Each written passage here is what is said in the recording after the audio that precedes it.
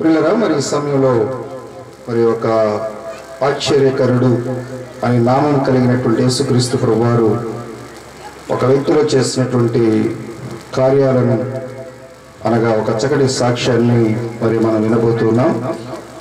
మరి మన మధ్యలో సహోదరి పద్మజ గారు ఉన్నారు.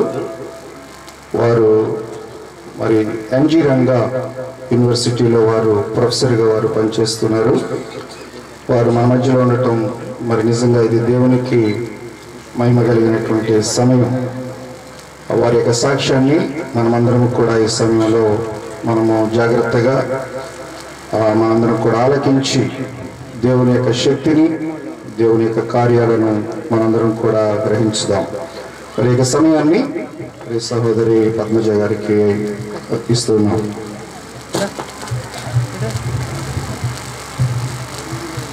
ప్రభు అయిన యేసు నామంలో మీ అందరికీ వందనాలు తెలియజేసుకుంటున్నాను. ఈరోజు నేను ఇలా ఉండటానికి కారణం యేసు మాత్రమే దేవుడని మీ మధ్యతో పంచుకోవటానికి నాకు దేవుడిచ్చిన అవకాశాన్ని బట్టి వందనాలు చెల్లించుకుంటున్నాను. నా బ్యాక్గ్రౌండ్ గురించి చెప్పాలంటే నేను విగ్రహారాధన కుటుంబం నుంచి వచ్చాను. నా దృష్టిలో అందరూ దేవుళ్ళే. ఆ కాన్సెప్ట్లోంచి మొదటి నుంచి నేను పెరిగిన దాన్ని.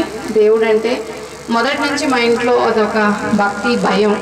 ఎవరు చూసినా చూడకపోయినా దేవుడు చూస్తాడు అనే కాన్సెప్ట్తో పెరిగాను నేను.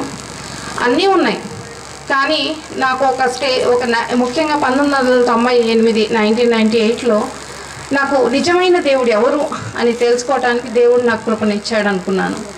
నేను హిందూ బ్యాక్గ్రౌండ్ నుంచి వచ్చాను కాబట్టి నేను నమ్మిన నా సిద్ధాంతం ప్రకారం హోమాలు చేశాను, మంత్రోపదేశాలు తీసుకున్నాను, చాలా చేశాను. కానీ నాకు శాంతి లేదు.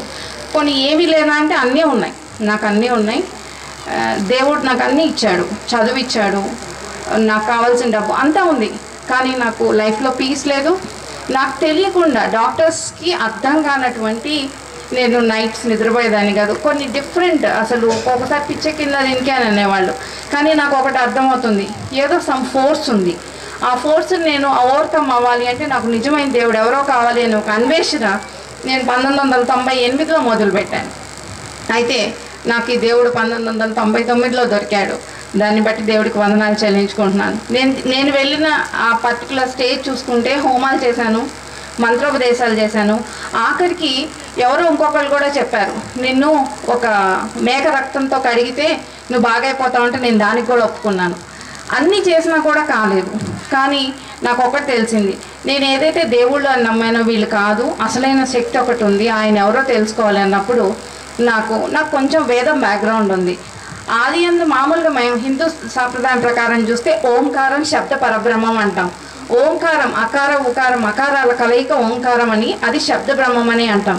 అదే నేను ఒక ఆంటీ నాకు చెప్పినప్పుడు యోహాన్ పత్రికలో చూస్తే ఆది యందు వాక్యం ఉండెను అని ఉంది. నాకు కొంచెం వింతగా ఉంది, ఏంటిది నేను చదువుకున్న వేదం ఏదో అయితే ఇక్కడ ఆ వాక్యం అంటుంది ఏంటి అని.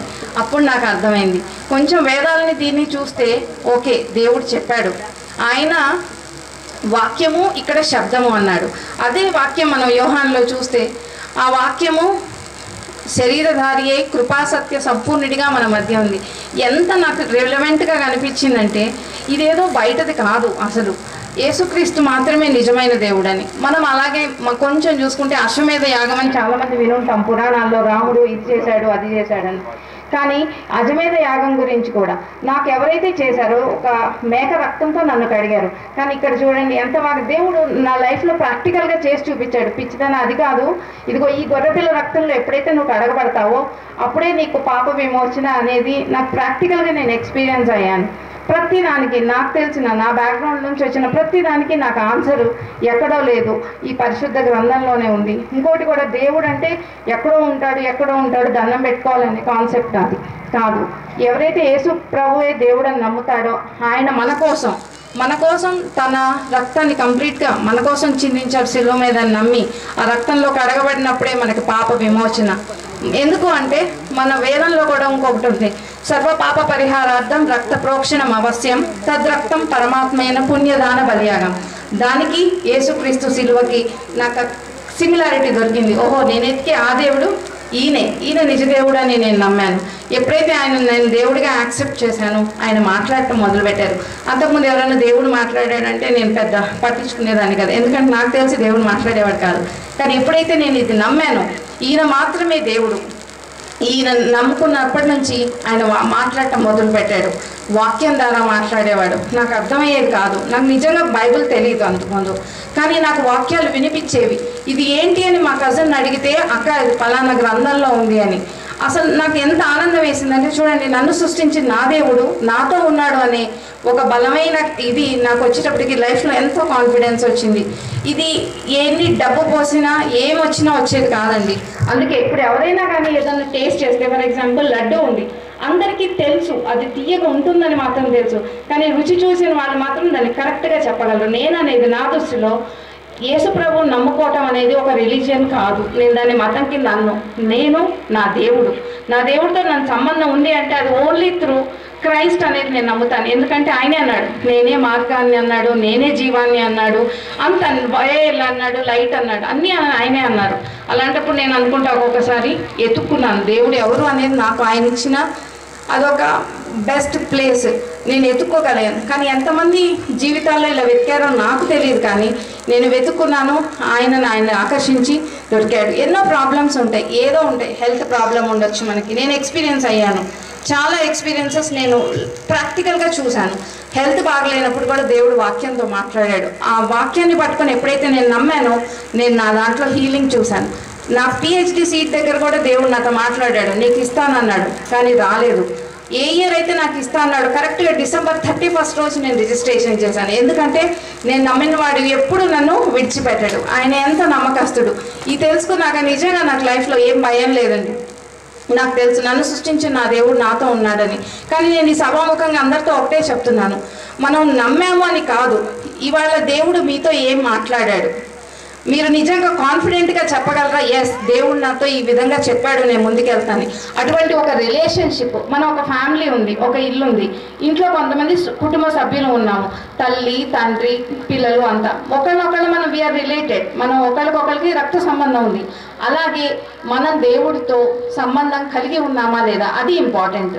మనం చర్చ్కి వెళ్తాము, ఫైన్, మంచిదే, కానీ అందులో నిజంగా మనం దేవుడు మనతో మాట్లాడాడు. ఇవాళ దేవుడు ఏం చెప్పాడు అలా మనకు కనపడకపోవచ్చు, కానీ వీ కెన్ ఫీల్ హిమ్. దేవుడిని మనం అలా వీ కెన్ ఫీల్ హిమ్. ఆ ఫీలింగ్లో కనుక వెళ్ళగలిగితే ఇవన్నీ చాలా చిన్నవి. మనకి కావాల్సింది అన్నీ ఆయన ఇస్తారు, ఎందుకంటే ఆయన వాక్యం ఉంది. ఆ వాక్యాన్ని మనం పట్టుకోగలగాలి. ఆ వాక్యాన్ని పట్టుకొని, ఇదిగో దేవా నువ్వు ఈ వాక్యంలో చెప్పావు, ఐ బిలీవ్, నేను నమ్ముతున్నాను, కాబట్టి నువ్వు నాకు ఇస్తావని కానీ మనం నమ్మితే, నమ్ముట నీ వలన అయితే నమ్మిన వానికి సమస్తం సాధ్యమే అన్నాడు.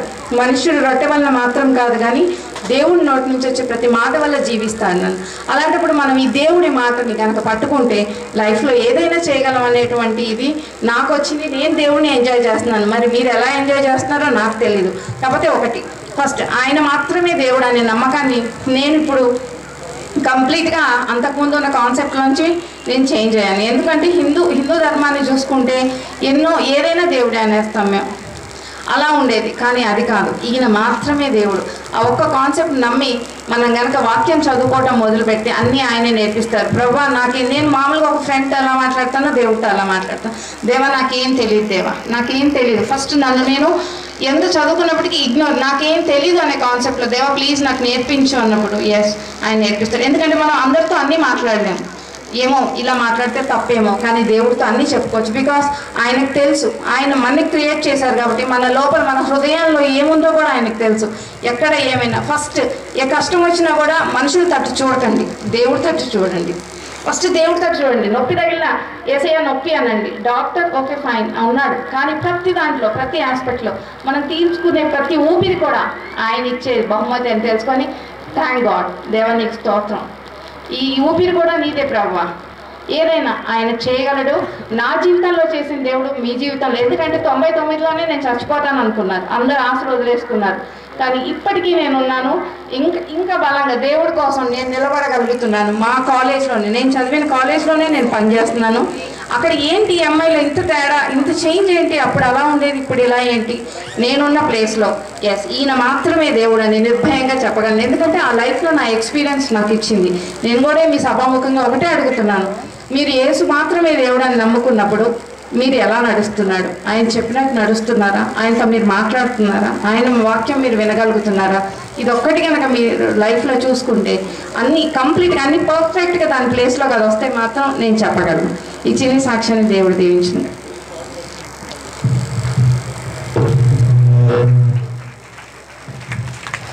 దేవునికి మహిమ కలుగును గాక. అందరూ కూడా చప్పట్లు కొట్టి దేవుని మహిమపరుచుదాం. హల్లెలూయా, హల్లెలూయా.